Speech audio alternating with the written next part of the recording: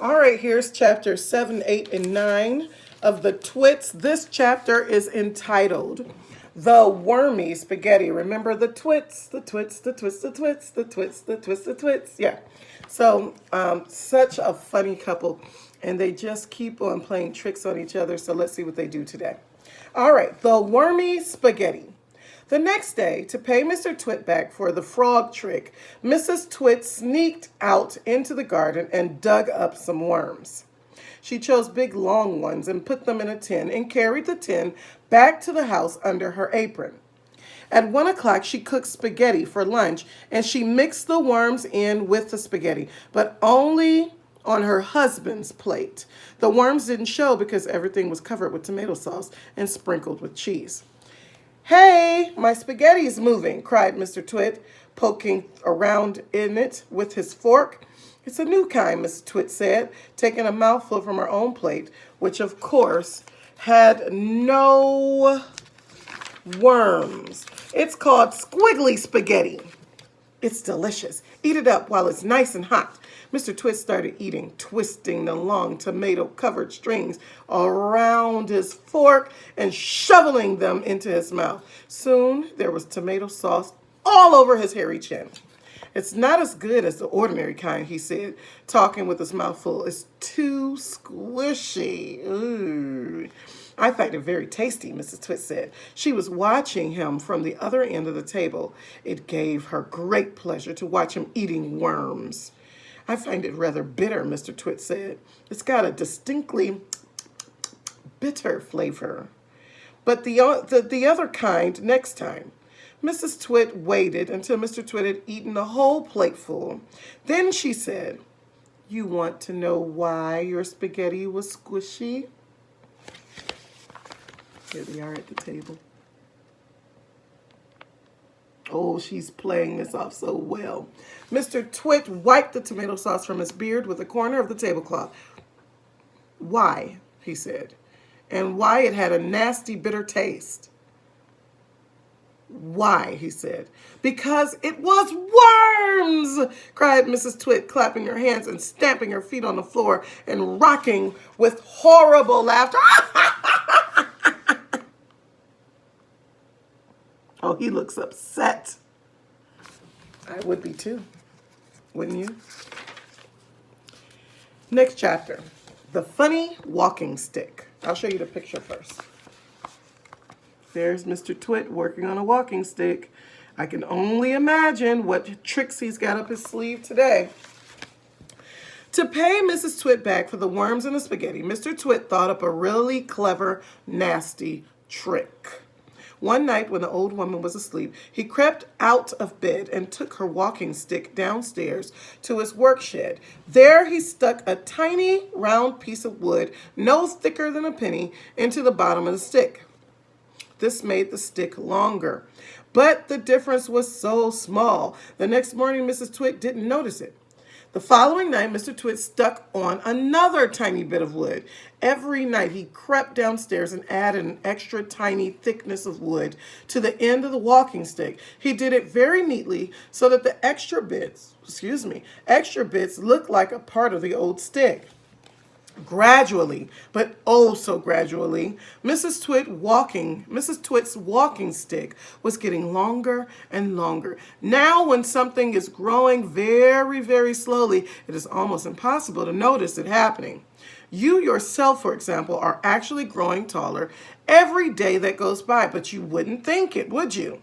It's happening slowly. You can't even notice it from one week to the next. It was the same with Mrs. Twit's walking stick. It was all so slow and gradual that she didn't notice how long it was getting, even when it was halfway up her shoulder. "That stick's too long for you," Mr. Twit said to her one day.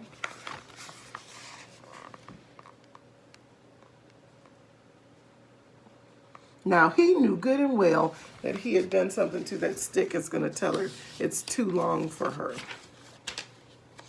"Why, so it is," Mrs. Twit said, looking at the stick. "I've had a feeling there was something wrong." but I couldn't for the life of me think what it was. There's something wrong all night, Mr. Twit said, beginning to enjoy himself. What can have happened, Mrs. Twit said, staring at her old walking stick. It must suddenly have grown longer. Don't be a fool, Mr. Twit said. How could a walking stick possibly grow longer? It's made of dead wood, isn't it? Dead wood can't grow. Then what on earth has happened? Cried Mrs. Twit. It's not the stick. It's you, said Mr. Twit, grinning horribly.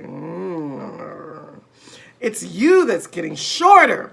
I've been noticing it for some time now. That's not true, cried Mrs. Twit. You're shrinking, woman, said Mr. Twit. It's not possible. Oh, yes, it jolly well is, said Mr. Twit. You're shrinking fast. You're shrinking dangerously fast. Why, you must have shrunk at least a foot in the last few days.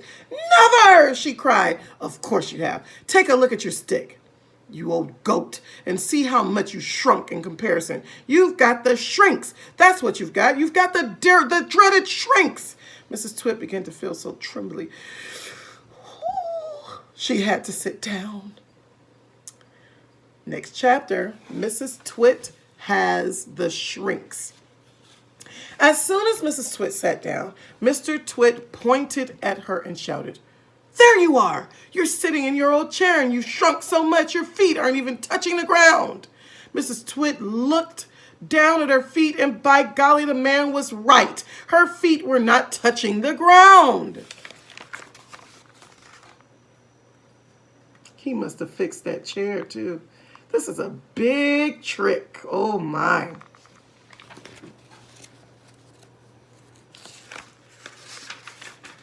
Mr. Twit, you see, had been just as clever with the chair as he'd been with the walking stick. Every night when he had gone downstairs and stuck a little bit extra on the stick, he had done the same to the four legs of Mrs. Twit's chair. "Just look at you sitting there in your same old chair," he cried, "and you shrunk so much your feet are dangling in the air." Mrs. Twit went white with fear.